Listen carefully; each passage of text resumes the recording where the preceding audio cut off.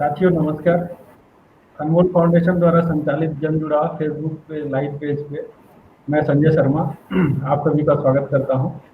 आज हम लोग देश में नई उपभोक्ता संरक्षण कानून जो बनी है 2019 उसके संबंध में चर्चा करेंगे। चर्चा का उद्देश्य क्लियर है कि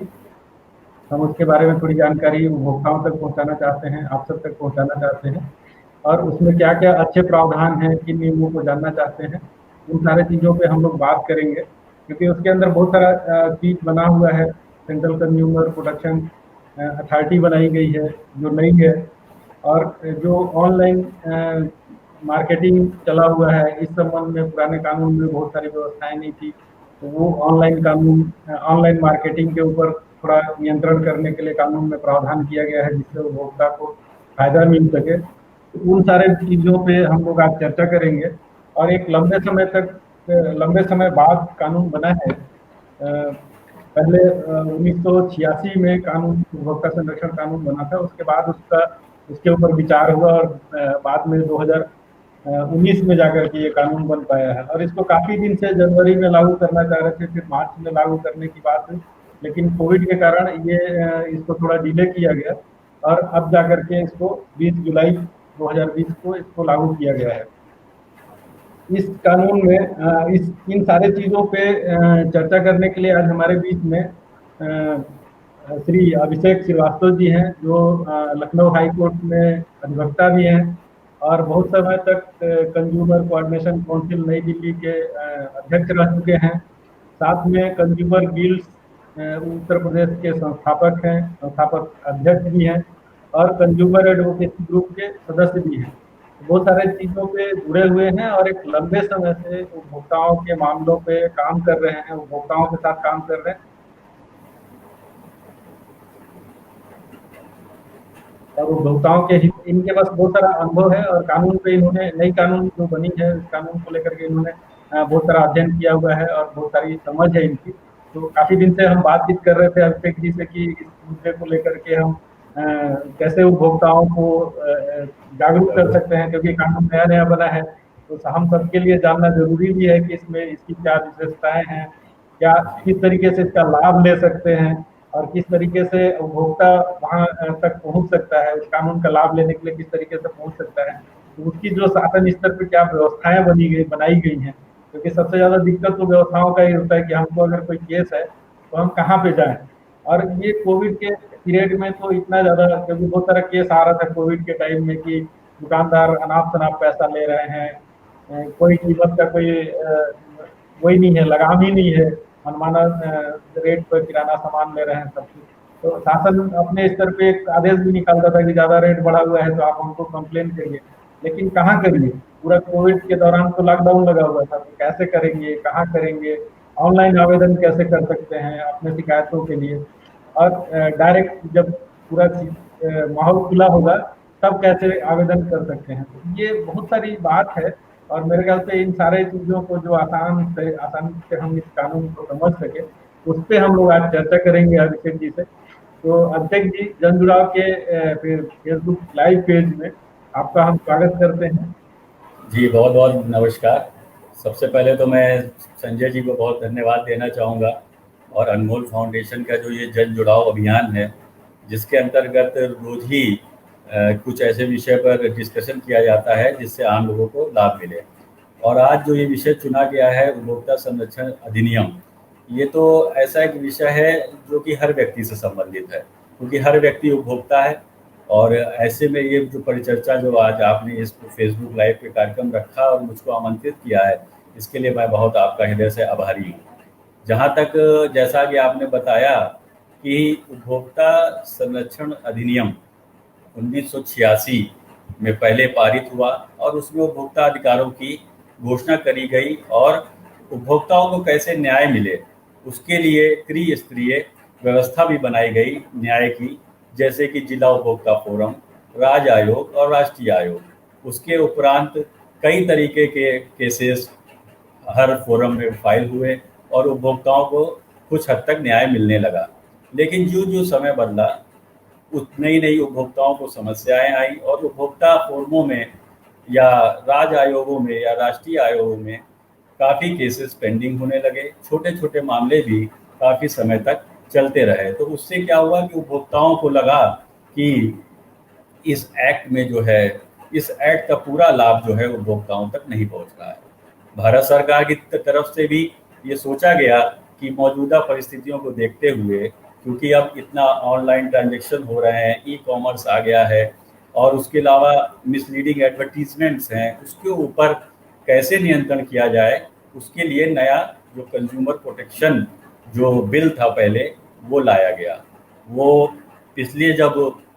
जब ये सरकार जब दोबारा आई तो उसके बाद जो है इसको फिर से पारित कराया गया और इसको पहले जो है 30 जुलाई 2019 को लोकसभा में पारित किया गया। फिर उसके बाद राज्यसभा में पारित करके 20 जुलाई को ये राष्ट्रपति के अनुमोदन से पारित हुआ। 9 अगस्त को राष्ट्रपति के अनुमोदन से पारित हुआ और अभी हाल ही में 20 जुलाई जो अभी आई है उस पर पूर्णतः ये लागू हो गया है। तो इसमें जो प्रावधान मुख्यतः जो हैं, जो प्रावधान जिनके बारे में चर्चा करनी है, जो बहुत ही मतलब लाभ के लिए है उपभोक्ताओं के लिए, उसमें 2-3-4 चीज़ें जो हैं वो बहुत महत्वपूर्ण हैं। सबसे ज़्यादा अगर हम उपभोक्ता अधिकारों की बात करते हैं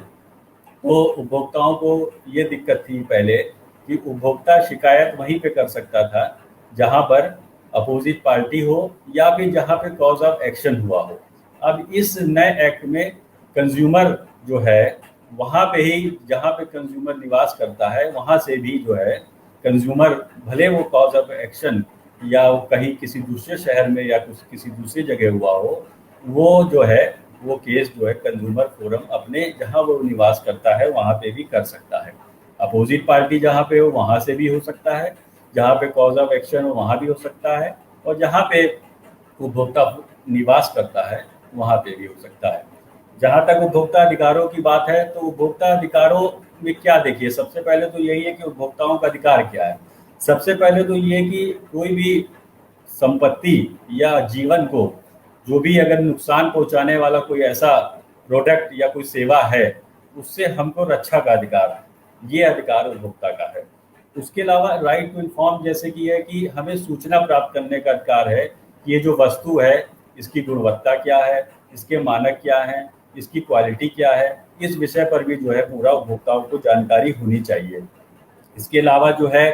राइट टू बी इन्फॉर्म जैसे आपको बताया वो है। इसके अलावा राइट टू बी एश्योर्ड है और राइट टू बी जो भी है उसके बाद आपको जैसे कोई भी अगर कंज्यूमर अवेयरनेस का भी इसमें अधिकार दिया गया है कि उपभोक्ता शिक्षा का अधिकार जो था उसे अब कंज्यूमर अवेयरनेस का बताया कि उपभोक्ताओं की जागरूकता भी बहुत अति आवश्यक है और उसको भी जो है इस कंज्यूमर प्रोटेक्शन एक्ट में अधिकारों में सम्मिलित किया गया है। उसके अलावा अगर हम बात करें क्या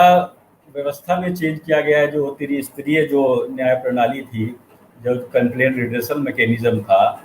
उसमें पहले क्या होता था कि जिला उपभोक्ता फोरम में 20 लाख तक के जो वाद थे वो दायर होते थे। अब इसकी जो है सीमा बढ़ाकर 1 करोड़ तक जिला उपभोक्ता फोरम में कर दी गई है। हर जिला उपभोक्ता फोरम में 1 करोड़ तक के मामले दाखिल किए जा सकेंगे और साथ ही साथ रिव्यू का भी, मतलब कंज्यूमर जो कमीशन है वो अपने निर्णय को 30 दिन के भीतर रिव्यू भी कर सकता है। अगर उसको खुद सो मोटो लगता है या जो भी पक्षकार है उनको इसमें लगता है कि कुछ इसको रिव्यू करने की आवश्यकता है, तो कंज्यूमर कमीशन भी जो है 30 दिन के अंतर्गत उसको रिव्यू कर सकता है। उस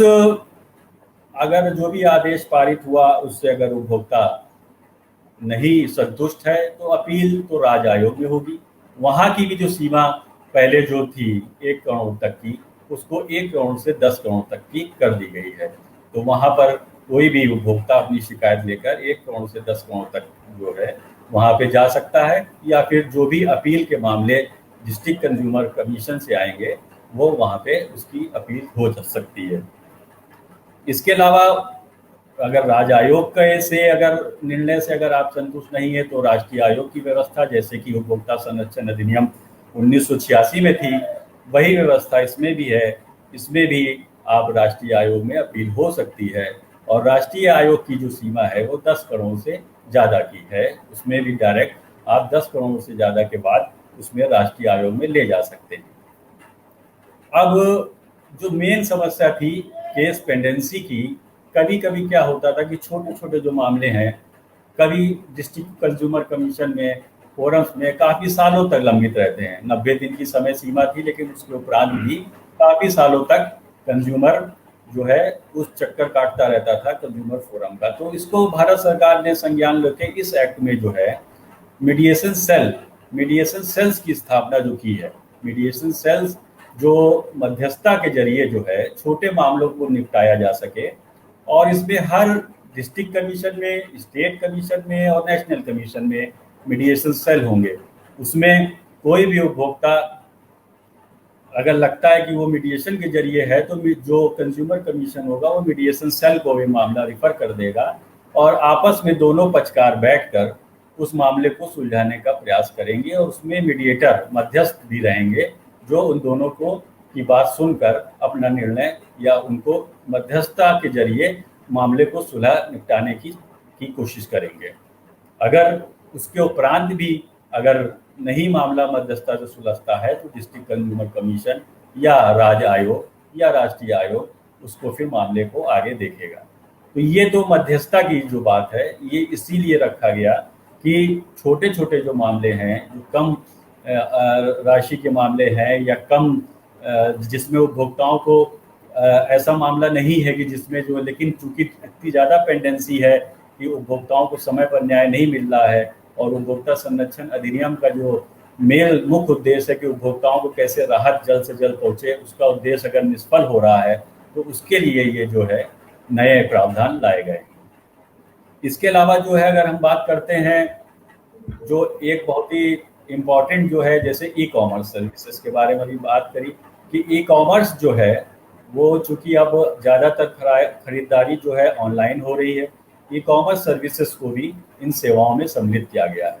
उपभोक्ता तो वो हर व्यक्ति है जो भी कोई मूल्य या वस्तु देकर कोई भी सामान या सेवा लेता है, लेकिन उसके अलावा पहले क्या था कि ई कॉमर्स हुआ, डायरेक्ट सेलिंग, इस पर कोई प्रावधान स्पष्ट नहीं थे। नए इस नए कानून में ऑनलाइन जो भी खरीदारी हो रही है, ई कॉमर्स सर्विसेज हो रही हैं, उनको भी लाया गया है। उसके अलावा अगर हम बात करें तो जैसे कि कंज्यूमर प्रोटेक्शन काउंसिल्स होती थी, state consumer protection councils, district consumer protection council और सेंट्रल कंज्यूमर प्रोटेक्शन काउंसिल जो भी 1986 के एक्ट में भी थी, वो भी इस एक्ट में बरकरार रखी गई है कि ये जो काउंसिल होंगी ये उपभोक्ता की गतिविधियों को, उपभोक्ता जागरूकता और संरक्षण की गतिविधियों को हर डिस्ट्रिक्ट, हर स्टेट लेवल पे और हर राष्ट्रीय लेवल पे भी सेंट्रल कंज्यूमर प्रोटेक्शन काउंसिल का गठन किया जाएगा। राज्य काउंसिल्स का, डिस्ट्रिक्ट काउंसिल्स का, और केंद्र सरकार जो है वो सेंट्रल कंज्यूमर प्रोटेक्शन काउंसिल का गठन करेगी।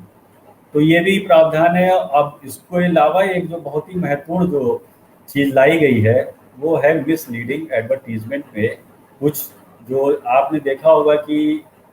हाल फिलहाल कुछ ऐसे एडवर्टीजमेंट कई सालों से चल रहे हैं जो भ्रामक विचारों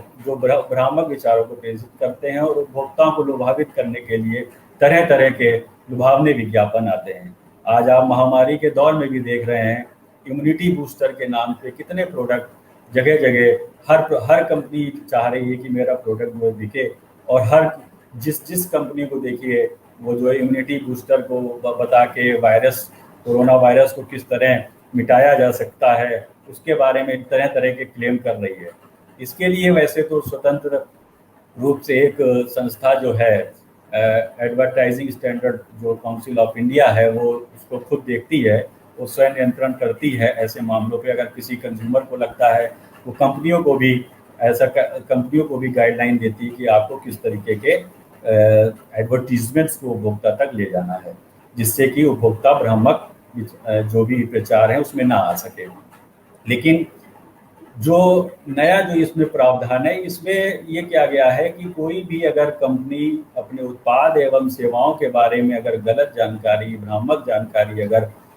दे रहा है विज्ञापन के जरिए, चाहे वो इलेक्ट्रॉनिक मोड पे हो, चाहे वो किसी पत्र पत्रिका के मोड में हो या किसी भी फॉर्म में अगर वो अपने विज्ञापन को इस तरह दे रहा है जो कि भ्रामक है, उसके खिलाफ भी कार्रवाई की जाएगी और उस पर पेनल्टी भी लगाई जाएगी। यहाँ तक कि जो उस प्रोडक्ट को इंडोर्स करते हैं, सेलिब्रिटीज जो इंडोर्स करते हैं, उन पर भी पेनल्टी लगाई जा सकेगी।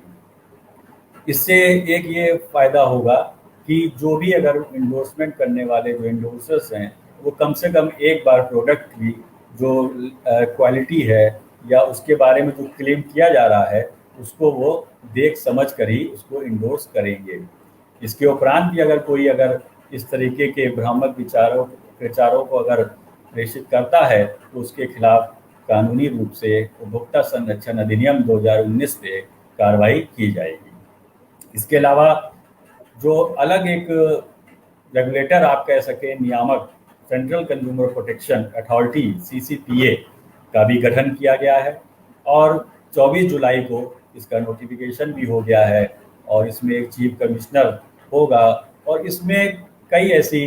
इनको शक्ति प्राप्त है जो उपभोक्ताओं को खास तौर से क्लास मतलब कि जो ऐसी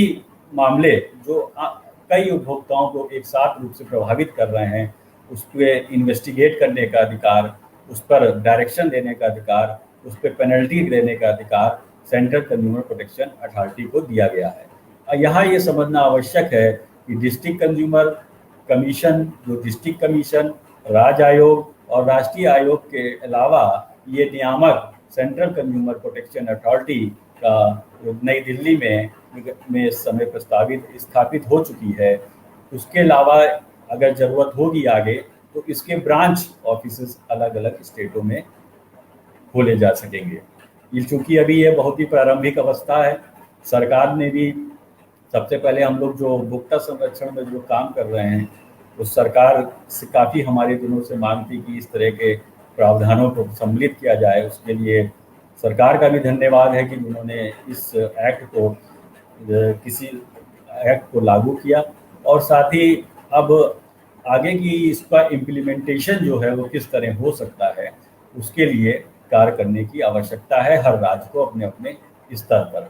तो सेंट्रल कंज्यूमर प्रोटेक्शन अथॉरिटी और मीडिएशन की व्यवस्था, उसके अलावा ई कॉमर्स, ऑनलाइन जो भी कंपनियां जो सामान बेच रही हैं उनको डायरेक्ट सेलिंग, इन सब को उपभोक्ता संरक्षण अधिनियम के 2019 है उसके अंतर्गत लाया गया है। एक बहुत ही महत्वपूर्ण विषय प्रोडक्ट लायबिलिटी, जिसे बोलते हैं कि प्रोडक्ट जो आप बना रहे हैं उसकी लायबिलिटी क्या है। कई देशों में, बाहर के देशों में ये पहले से था, हमारे देश में प्रोडक्ट लायबिलिटी को भी इस उपभोक्ता नए अधिनियम में लागू किया गया है। प्रोडक्ट लायबिलिटी का में ये है कि कोई भी मैन्युफैक्चरर या कोई भी प्रोडक्ट सेलर जिस प्रोडक्ट को मैन्युफैक्चर कर रहा है और या असेंबल कर रहा है या कोई भी पार्ट उसमें कोई भी ऐसा व्यवसाय है जिसमें किसी प्रोडक्ट को बनाने में उसका योगदान है या कोई भी सेवा में कोई भी, तो प्रोडक्ट जो भी अगर बनेगा, जो प्रोडक्ट बनेगा उसकी लायबिलिटी भी तय की गई है मैन्युफैक्चर की। तो मैन्युफैक्चर की भी लायबिलिटी तय है कि अगर वो कोई भी अगर उस सामान से, उस वस्तु से अगर कोई भी उपभोक्ता को अगर कोई नुकसान पहुंचता है तो उसके लिए वो प्रोडक्ट जो भी जिसने बनाया है उसको उसकी जिम्मेदारी उसमें तय करी गई है और तो साथ ही साथ उस पर पेनल्टी और कारावास तक की भी इसमें सजा का प्रावधान किया गया है। तो ये जो कानून की जो मुख्य नई बातें थी उसके बारे में हमने आपको जानकारी दी है। जैसे कि पूर्णतः जो आपके अधिकार हैं उसके बारे में आपको क्वालिटी देखनी है, उसके लिए तो आपको खुद जागरूक होना पड़ेगा। क्या स्टैंडर्ड्स हैं, कोई भी प्रोडक्ट मिल रहा है अगर बाजार में, मान लीजिए आप एक हेलमेट भी खरीदते हैं तो आप देख रहे हैं कि उसमें ISI मार्क लगा है कि नहीं लगा है। इसके लिए ब्यूरो ऑफ इंडियन स्टैंडर्ड जैसे ISI मार्क देता है, इसके बारे में आपको जानकारी होनी चाहिए। जो भी मानकीकरण हो रहे हैं उसके बारे में तो आपको खुद ही जागरूक होना पड़ेगा। जब आप सब स्टैंडर्ड सामान नहीं खरीदेंगे, जब स्टैंडर्ड सामान क्वालिटी चेक करके सामान खरीदेंगे, तो उपभोक्ता संरक्षण अधिनियम जो बना है उसकी ज़रूरत पड़ने पर भी आपको, जब आप स्टैंडर्ड सामान खरीदेंगे तो उसकी कम आवश्यकता पड़ेगी। लेकिन अगर आप अपने अधिकारों से प्रभावित अधिकारों को नहीं जानते हुए आप जो है ऐसे ही खरीदारी करेंगे और उसके बाद अगर कोई त्रुटि हो गई तो आपका ही नुकसान है। तो उपभोक्ता संरक्षण 2019 जो अधिनियम पारित हुआ है, इसके ये ही मुख्यतः जो जो प्रावधान थे उसको मैंने जानकारी दी है। अगर आपको उसमें लगता है कि कोई और चीज़ आप जानना चाहते हैं तो वो आप मुझसे पूछ सकते हैं। बहुत बढ़िया अभिषेक जी। दो तीन चीजें और जानने की जरूरत है, मुझे ऐसा लगता है, जी जिसमें एक महत्वपूर्ण है कि उपभोक्ता को किस तरीके की सतर्कता, जैसे अभी जी आप एक दो चीजों को तो आपने बताया है, लेकिन और क्या क्या चीज सतर्कता बरतनी चाहिए जिससे वो धोखे में ना आए या इस तरीके के उनके साथ धोखाधड़ी ना हो। और दूसरा कि अगर वो उपभोक्ता अपना न्याय के लिए जाता है जो धोखाधड़ी का शिकार हुआ है, तो उसको किस तरीके का मुआवजा या कितना मुआवजा मिल सकता है, उसका क्या प्रावधान है, उसका थोड़ी जानकारी अगर देखिए। साझा करें। और जी एक तीसरा था कि जो आयोग बना है या फिर जो जिला लेवल का प्राधिकरण है या राज्य आयोग बनेगा या बना है, उसमें कौन उसका सदस्य हो सकता है, कौन पदाधिकारी हो सकता है, कौन अध्यक्ष हो सकता है, उसकी क्या योग्यताएं होंगी और वो किस तरीके से सुनवाई करेगा, इसके बारे में थोड़ा संक्षिप्त में अगर आप बताते हैं। तो ये तीन चीजें मुझे लगता है इसकी जानकारी थी। हाँ, जहाँ तक उपभोक्ता सतर्कता की है, देखिए सबसे पहले तो ये कि कोई भी सेवा या कोई भी सर्विस आप ले रहे हैं,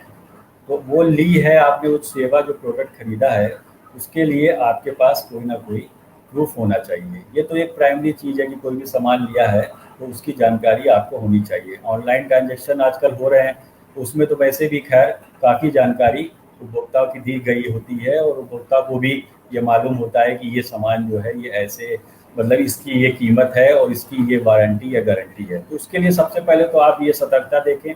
इसके अलावा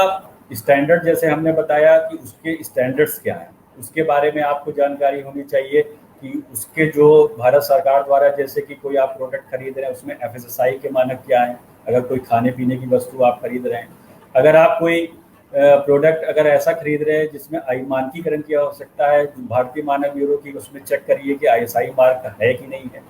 तो इस तरीके के जो भी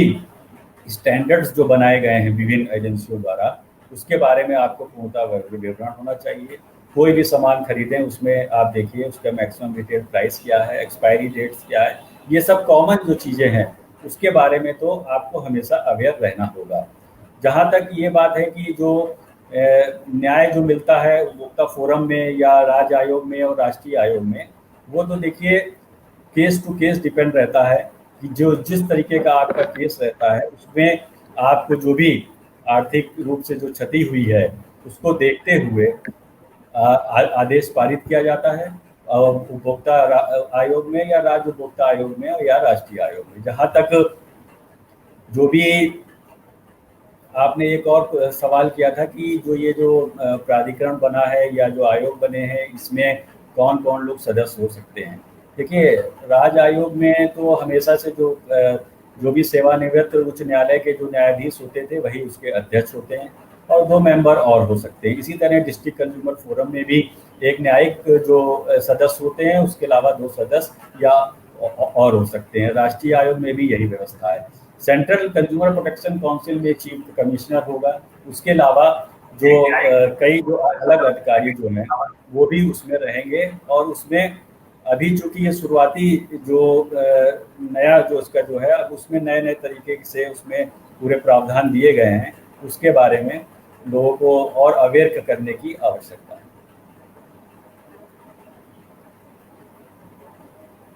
ओके, मेरे ख्याल से और एक मतलब समाज के लिए जो उपभोक्ताओं को जागरूकता के हिसाब से देखा जाए, मेरे ख्याल से जो मैं देखता हूँ कि अभी छोटे छोटे दुकानों में लोग जाते हैं, सामान खरीदते हैं और निकल लेते हैं, बहुत सारे जी चीज़ों का तो बिल लेते ही नहीं। जी तो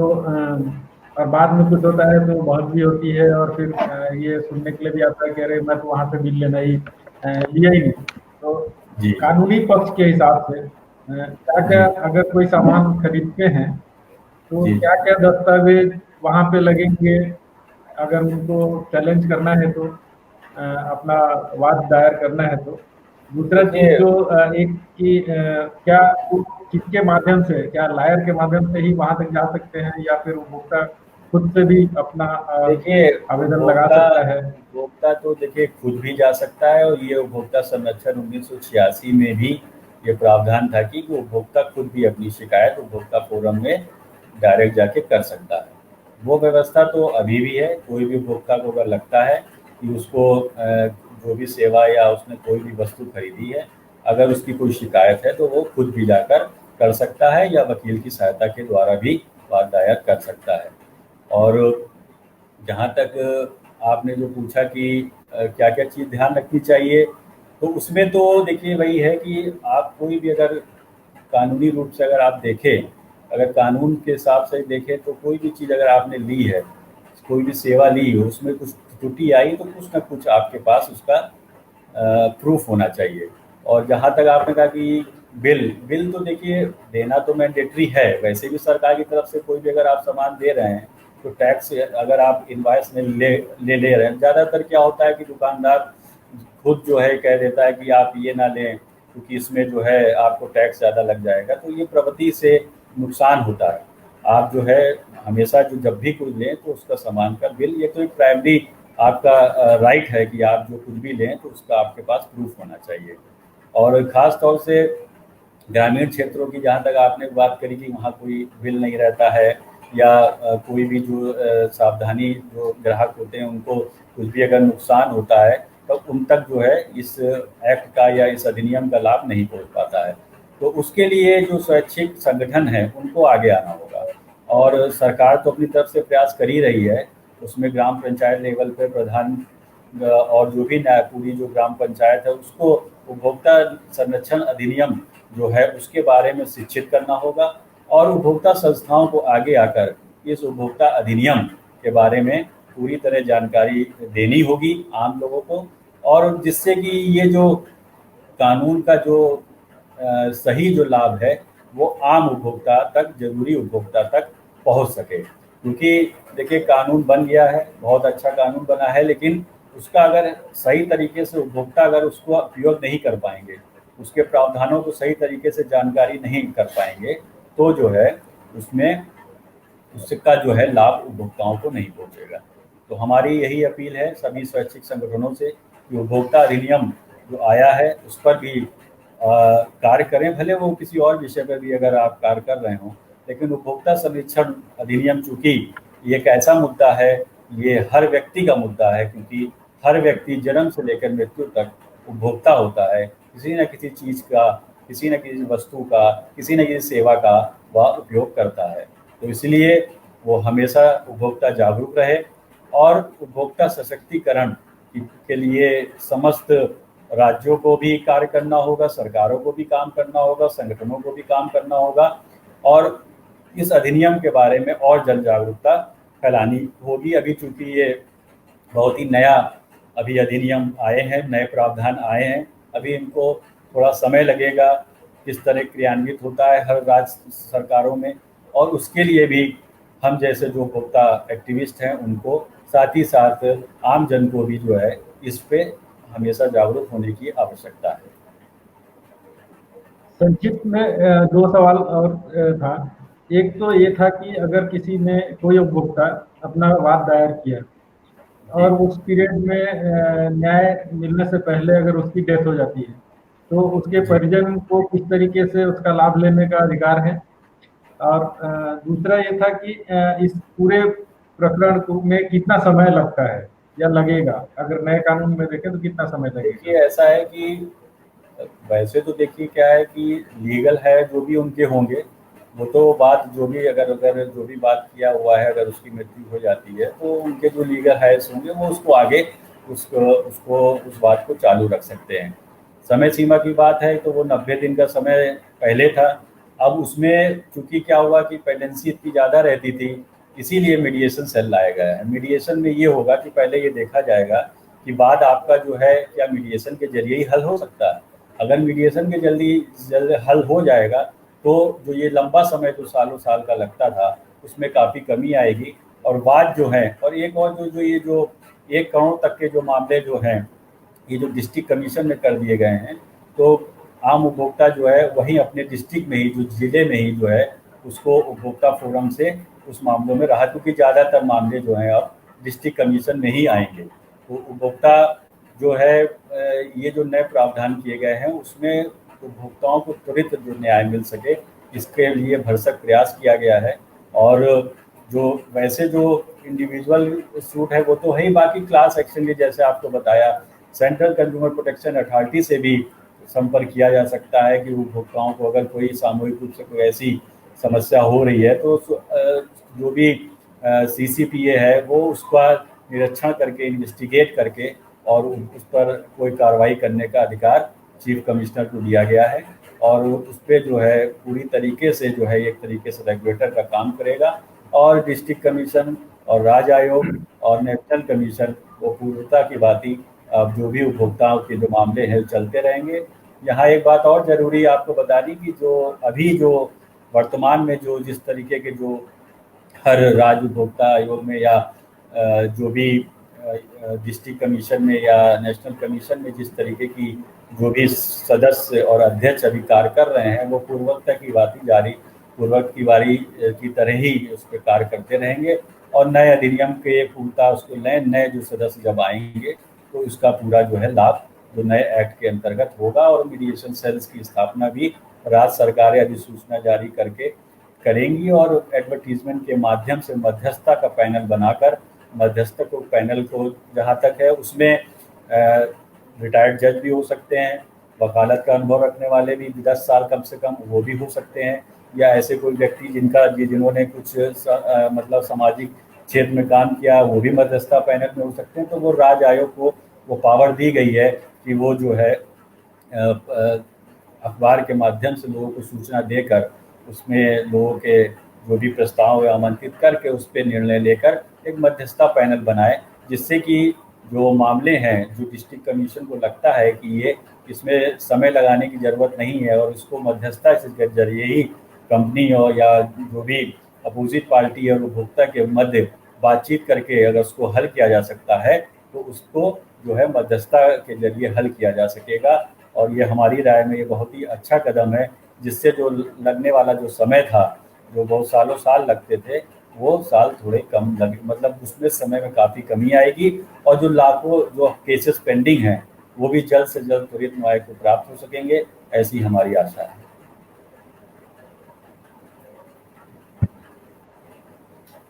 बहुत बढ़िया और बहुत अच्छी जानकारी आपने दी आज के पूरे सेशन में। मेरे ख्याल से कम समय में हम लोगों ने बहुत जरूरी चीज़ों पे बात किया है, और आगे भी चर्चा करते रहेंगे जैसा बिल्कुल जैसा है, क्योंकि ये तो देखिए उपभोक्ता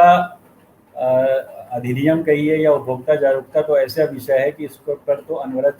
चर्चा की जा सकती है, और अलग से भी अलग अलग विषय लेकर, जैसे प्रोडक्ट लायबिलिटी की बात है, मिसलीडिंग एडवर्टीजमेंट की बात है, अनफेयर ट्रेड प्रैक्टिस की बात है, इस तरह के मुद्दों को जो कंप्लेन रिड्रेसल मैकेनिज्म है उसके बारे में हम लोग अलग अलग रूप से भी पूरी तरह चर्चा कर सकते हैं, जिससे कि विस्तार से आम उपभोक्ताओं तक ये जानकारी पहुंचाई जा सके। अभी तो संक्षिप्त में हमने सब चीज मतलब पूरे एक आपको सार बता दिया है कि उपभोक्ता संरक्षण अधिनियम जो किस तरह कार्य करेगा और उपभोक्ताओं को क्या क्या देखना होगा। इसके अलावा जो इसके अंदर जो विषय हैं उसको और विस्तार से समझने के लिए हम लोग इस तरीके के सत्र और भी आयोजित कर सकते हैं, और इस सत्र के लिए आपने मुझको आमंत्रित किया, उसके लिए मैं बहुत ही आपका आभारी हूँ। और सभी उपभोक्ताओं से निवेदन है कि उपभोक्ता संरक्षण 2019 के बारे में